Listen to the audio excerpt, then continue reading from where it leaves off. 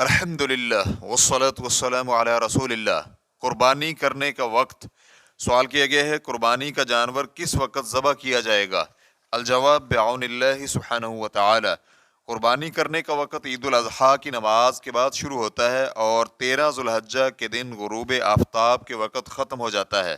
یعنی قربانی ذبح کرنے کے لیے 4 یوم ہیں، ایک دن عید والا اور 3 اس کے بعد۔ لیکن افضل یہ ہے کہ نماز عید کے بعد قربانی جلد کی جائے، جیسا کہ رسول اکرم صلی اللہ علیہ وآلہ وسلم کا عمل تھا، اور پھر عید والے دن وہ سب سے پہلے اپنی قربانی کا گوشت کھائے۔ مسند احمد میں بریدہ رضی اللہ عنہ سے حدیث مروی ہے کہ رسول اکرم صلی اللہ علیہ وآلہ وسلم عید الفطر کے روز کچھ کھا کر نماز عید کے لیے جاتے اور عید الاضحیٰ کے روز نماز عید کے بعد آ کر اپنی قربانی کے گوشت میں سے کھاتے۔ ریفرنس کے لیے دیکھیے مسند احمد حدیث نمبر 22475۔ علامہ زیلعی رحمہ اللہ نے نصب الرایہ میں ابن قطان رحمہ اللہ سے نقل کیا ہے کہ یہ حدیث صحیح ہے۔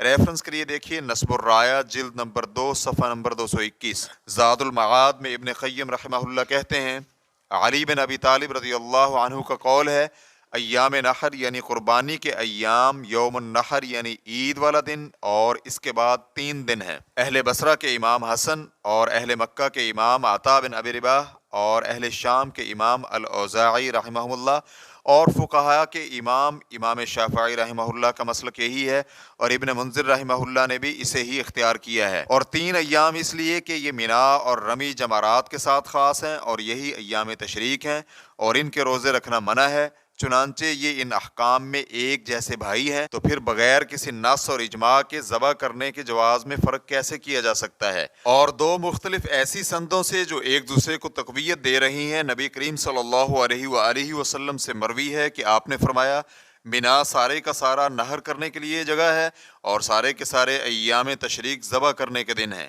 اس حدیث کو علامہ البانی رحمہ اللہ نے سلسلہ صحیحہ حدیث نمبر 2476 میں صحیح کہا ہے۔ ریفرنس کے لیے دیکھیے زاد المعاد جلد نمبر 2 صفحہ نمبر 319۔ اور شیخ ابن عثیمین رحمہ اللہ احکام الاضحیہ میں قربانی کرنے کے وقت کے متعلق کہتے ہیں، یوم النحر نماز عید کے بعد سے لے کر ایام تشریق کے آخری دن کا سورج غروب ہونے تک ہے، اور یہ آخری دن 13 ذو الحجہ کا ہوگا۔ تو اس طرح قربانی کرنے کے ایام 4 ہیں، عید والا دن اور 3 یوم اس کے بعد والے۔